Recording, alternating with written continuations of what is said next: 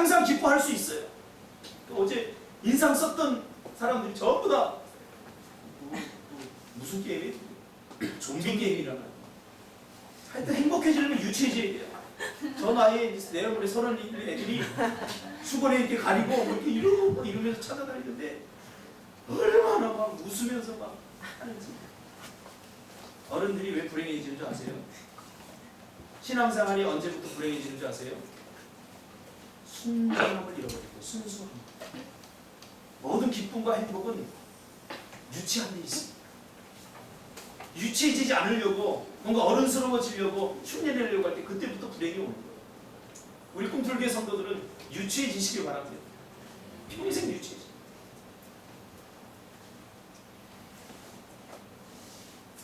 우리가 항상 기뻐하지 못하는 이유, 기뻐할 만한 일이 없다. 즉 우리는 언제 기뻐합니까? 기뻐할 일이 생겨야 기뻐한다. 이 생각을 빨리 버리는 거예요. 오늘 예수님이 뭐라고 그랬어요? 항상 기뻐하라고 그랬죠? 기뻐할 일이 있을 때 기뻐하라고 그랬어요? 이건 이방인들도 다 할 수 있는 거예요. 누구나 다 할 수 있는 거예요. 그런 걸 성경에 기록하지 않았어요. 항상 기뻐하라. 이거는 슬퍼도 우울해도 기뻐할 만한 일이 없어도 기뻐하라 그 말이에요. 그럴 수 있습니까? 불가능해요. 근데 이 불가능을 가능으로 바꾸는 게 있어요. 우리가 평상시에 우리의 삶을 들여다보고 우리가 언제 기뻐하는가, 거기에서 기쁨의 조건 때문에 기뻐한다. 이제 그 생각을 바꾸면 돼요. 항상 기뻐해요. 우리가 좋을 때만 기뻐하는 것은, 좋은 일이 생길 때만 기뻐하는 것은 좋은 일이 생길 때만 기뻐하도록 내가 내 자신을 세뇌시켰기 때문이에요. 좋은 일이 있을 때만 기뻐해야 되겠다. 그렇게 마음을 먹었기 때문에 그래요. 그리고 실제로 좋은 일이 있을 때 기뻐하는 거예요. 그 마음을 바꾸면 돼요. 예수님이 오늘 우리에게 주시는 것처럼 무슨 일이 있든 기뻐해야 돼요. 할렐루야. 여기서부터 시작이 되는 거예요. 기쁨의 조건을 빼버리면 됩니다. 그리고 먼저 기뻐할 일을 찾으십시오. 하나님의 백성들은 슬픔을 기쁨으로 역전시키는 그런 사람들입니다. 기뻐할 일이 생겨야 기뻐하겠다가 아니라 먼저 내 안에서 기뻐하겠다라고 결단하면 기뻐할 일이 생기는 줄 믿으시기 바랍니다. 어제도 그와 같은 일이에요. 다들 기분이 축 처져갖고 이제 잤으면 좋겠다, 막 힘들다, 이거 왜 왔느냐, 심지어 그런 소리 들었어요. 뭐 그냥 잠만 자고 가는 거죠. 그런 소리도 제가 들었어요. 그 순간에 막 가슴이 아팠어요. 이거 캠프에 왜 왔어요? 이렇게 차 오래 막히고 한데 뭐 잠만 자고 가는 거예요. 근데 우리가 정말 잠만 자고 왔습니까? 저는 너무 피곤해요. 어제 늦게 와가지고 조개 캐느라고 온몸이 쑤시고 잠도 못 잤어요. 우리 운영위원들 데리고 제가 4시까지인가 얘기했어요. 잠도 제대로 못 잤어요.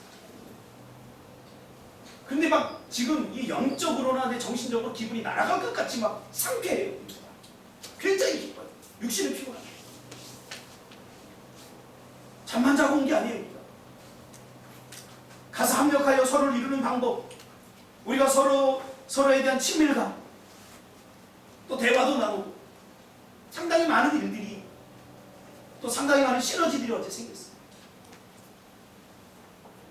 여러분 역전시키기 바랍니다. 분위기에 따라, 환경에 따라 여러분 반응하지 마시고 하나님의 말씀에 반응하고 그 분위기를 역전시키고 바꿀 수 있는 여러분들이 되시기를 주님의 이름으로 축복합니다. 아멘. 힘들고 어려운 일이 있을 때 웃으세요. 기뻐하세요. 왜? 그 힘들고 어려운 일 뒤에 하나님의 축복이 가장돼서 오기 때문에 그래요. 계속 어렵기만 하면 울어야 돼요. 근데 항상 기뻐하라고 하는 이유가 뭐냐면 이게 하나님의 일하는 방식이기 때문에 그래요. 하나님 우리에게 복을 주시고 은혜를 주실 때 우리가 예상하는 방법으로 주는 게 아니에요. 고난 속에 하나님의 축복이 감춰져 있어요. 어렵고 힘듦 속에 하나님의 축복이 감춰져 있다고. 그걸 보기 때문에 기쁨. 예를 들면 사도 바울이 감옥에 갇혔어요. 뭘 하다가? 복음을 전하다. 우리 같으면 어때요? 야, 내가 하나님의 일을 하다가 매를 맞고 죽을 뻔했어요. 그럼 하나님을 향해서 우리가 원망하고 불평하는 것이 익숙해져 있잖아요. 내가 하나님을 위해서 어떻게 했는데, 내 목숨을 바치고 내 인생을 다 포기하고 하나님을 따랐는데, 그러면서 불평하고 원망할 거 아니에요. 근데 사도 바울은 이미 알았어요. 이것이 하나님의 일하는 방식인 거예요.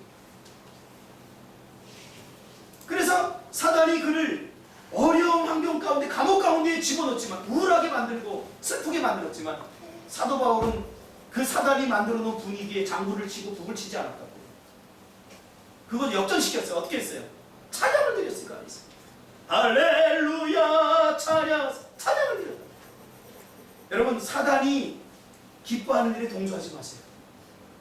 우리가 불평하고 원망하고 안 된다 못한다 부정적인 일들을 쏟아내면 사단이 하는 일에 우리가 박수를 쳐주는 거랑 마찬가지예요. 찬양하니까 어떤 일이 생겨요? 찬양할 일이 생겨요. 기쁠 일이 생기잖아요. 내가 먼저 기쁨을 선택하니까 기쁜 일이 생기잖아요. 왜? 하나님이 나를 절대로 여기서 이렇게 죽도록 하지 않는다는 신뢰를 가지고 있었기 때문에 기뻐할 수 있는 거예요. 우리가 고난을 당하고 어려움을 당할 때 그 슬픔으로 하나님은 나를 끝내지 않아요. 그 우울함으로 나를 끝내지 않아요. 그 우울함 속에, 그 근심과 염려 뒤에 속에 감춰져 있는 하나님의 감당할 수 없는 희열과 즐거움과 그 기쁨들을 여러분 발견해내신 여러분들이 되시기를 주님의 이름으로 축복합니다. 그래서 우리는 즐거움, 우울함을 즐거움으로, 슬픔을 기쁨으로, 절망을 희망으로 바꾸는 사람을 절대 잊어서는 안 됩니다. 순간적이고 환경적인 조건을 버리고 눈을 들어서 더 큰 세상을 보시기 바랍니다. 어제 우리 교회를 다니다 나간 한 분과 집사람하고 카톡을 했는데 제가 로봇을 살짝 보니까 그분이 그렇게 써놨어요. 꿈틀교회 다닐 때가 제일 행복했습니다. 그때가 너무 좋았습니다. 우리 잘 모르잖아요. 떠나고 나보니까 이 불교회가 정말 행복했습니다. 신앙생활 정말 재미있었습니다. 문제를, 어려움을 기쁨으로 바꾸시기 바랍니다. 그래서 우리는 좋은 환경을 구하는 것이 아니라 하나님을 먼저 신뢰해요. 어떤 상황, 하물며 너희 아버지가 악한 자라도 좋은 것으로 자식에게 주려고 하는데 하물며 너희 아버지가 하나님을 신뢰해야지. 기뻐할 수 있는 환경을 먼저 구하니까 기뻐할 일이 안 생기는 거예요. 먼저 기뻐하시기 바랍니다. 두 번째로 쉬지 말고 기도하라. 기도가 이어지지 못하고 쉬어지고 멈추는 이유가 뭡니까? 성경 분명히 쉬지 말고 기도하라. 이 말이 뭘까요? 우리 여러분 쉬지 않고 기도할 수 있을까요? 이 말은 기도의 상태를 유지하라. 그럼 나침반이 있죠. 나침반은 바늘을 내가 아무리 다른 쪽으로 돌려도 항상 같은 방향을 향합니다. 어떤 상황 속에서도 나침반은 항상 같은 방향을 향합니다. 그러니까 기준이 되는 거예요. 나침반을 가지고 있으면 길이를 잃어버릴 이유가 없어요. 기도의 상태를 유지한다는 것은 항상 우리가 어떤 환경, 무슨 환경에 있든지 간에 그런 환경에 끌려다니지 말고 항상 하나님께 집중하라는 거예요. 하나님께 집중하라. 근데 우리는 자꾸 한눈을 팔잖아요. 나침반이 여러분 바뀌는 거 같습니까? 안 바뀌어요. 근데 우리는 항상 수시로 여건이 될 때는 기도하고 하나님께 물어보고 기분 좋을 때 물어보고 가끔만 물어보고, 그러니까 가끔 일들이 일어납니다. 모든 걸 전부 다 맡겨버리면 항상 우리 안에 좋은 일들, 기적 같은 일들이 많이 일어납니다.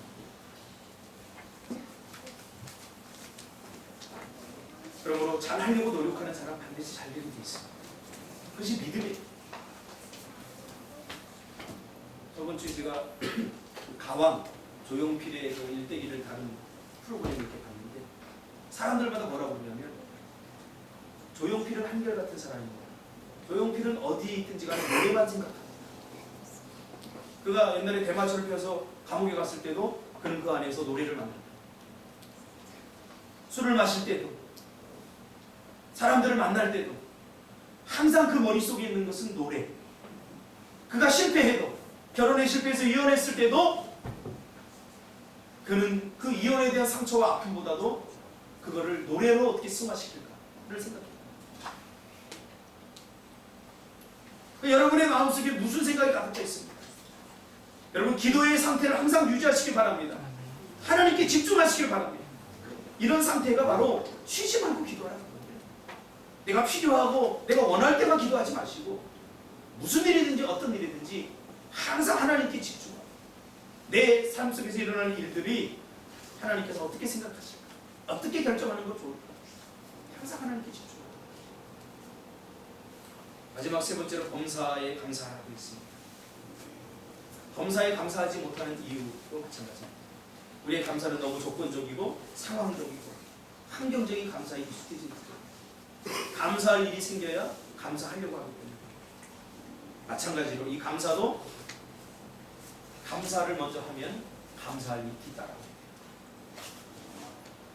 어떻게 감사할 일이 없는데 어떻게 감사합니까? 감사하세요. 하나님께서 감사합니다 라고 말할 때 감사할 일을 만들어 주십니다. 올 한 해 간증하라고 한다면 이건 딱 하나 감사해요.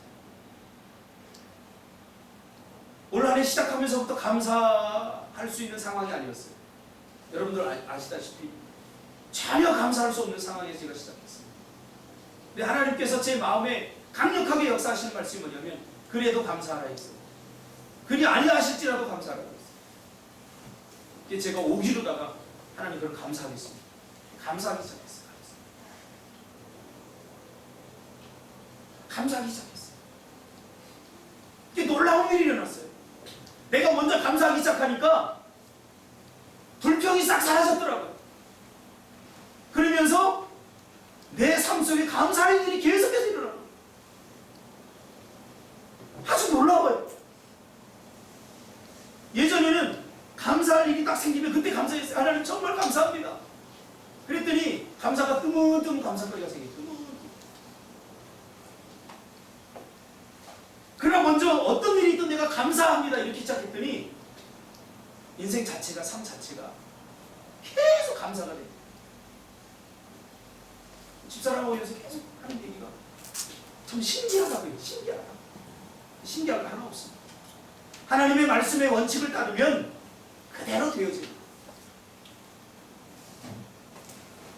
기도가 응답되었거나 대학에 들어갔다거나 좋은 직장에 들어갔다거나 일이 잘 풀린다거나 그때만 감사하지 마십시오. 범사라고 하는 것은 모든 상황 어떤 순간에도 감사하라. 그 말.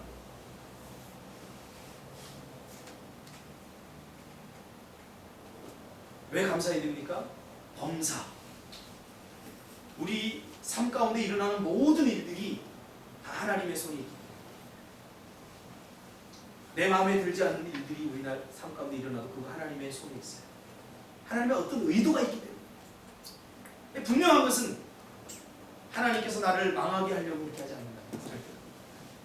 하나님께서 나에게 재앙을 주신 게 아니라는 거예요. 힘들고 어렵지만 그런 상황을 나에게 주시는 것은 모두 하나님의 손에 있어요. 가장 좋은 것을 주시기 위해서 덜 좋은 것을 내려놓게 하시는 하나님의 방법이에요. 근데 우리는 그 가치를 모르죠. 이게 전부인 것처럼 이렇게 짓고 살잖아. 이거 별로 중요하지 않아. 이렇게 내려놓고 내가 더 좋은 거 줄게.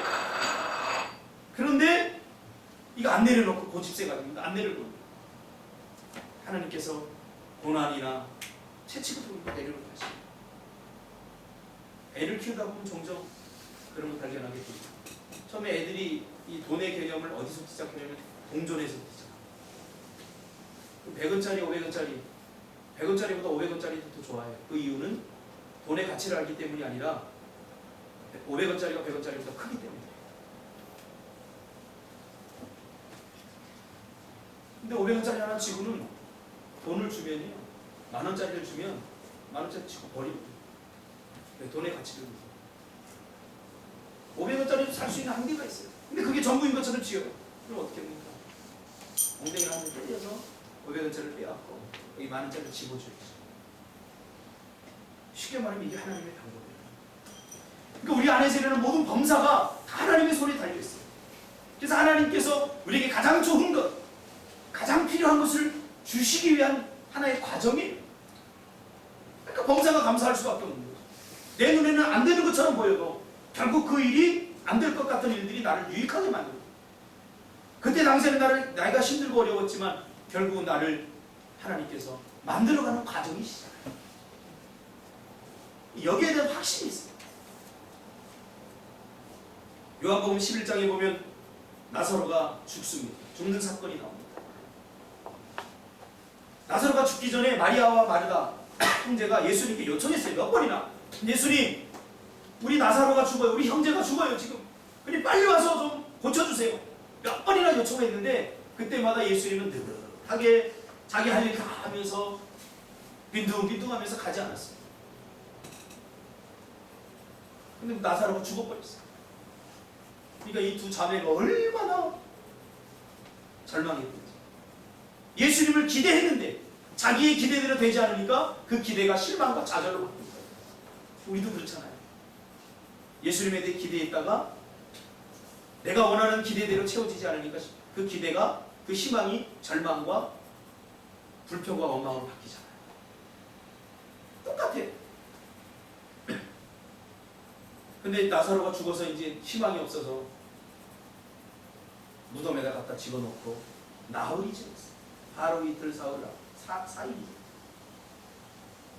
4일이 딱 무덤에 지나가 죽은 다음에 그때 예수님께서 왔을라 어서 오시고, 그러니까 얼마나 막 열받았는지 마리아는 이 꼴 보기 싫어. 그리고 예수님을 오는데 마중도 안 나갔어요. 마르다만 나갔거든요. 마르다만 나가서 예수님 맞이했어요. 마리아는 삐진 거예요. 오라고 그럴 때는 안 오고, 내가 필요한 시간, 내가 원하는 시간에 안에 응답 주시지 않고, 이제 모든 게 상황 끝나서 끝 했는데 오시는 거예요. 예수님. 열받아서 그냥 속상해니까 나가지 마. 예수님이 오셔서는 거예요. 나사로가 어디 있냐? 그때야 눈물을 쏟으면서 원망하죠. 무덤에 있습니다. 이제 상황 끝입니다. 예수님이 뭐 할 수 있는 건 아무것도 없습니다. T.S. 엘리엇이 그런 이야기를 했죠. 인간의 끝에서 하나님의 시작이 있다. 인간의 끝에 하나님의 시작. 예수님은 죽은 나사로 무덤가에 찾아가서 나사로를 살리십니다. 살리십니다. 끝이라고 말하지 마세요. 여기서 끝났다고 말하지 마세요. 결론을 내리지 마세요. 모든 결론은 하나님께 있습니다. 그래서 나는 어떤 순간에도 하나님이 가장 좋은 것을 주실 거야 하고 순종하면서 감사하는 거예요.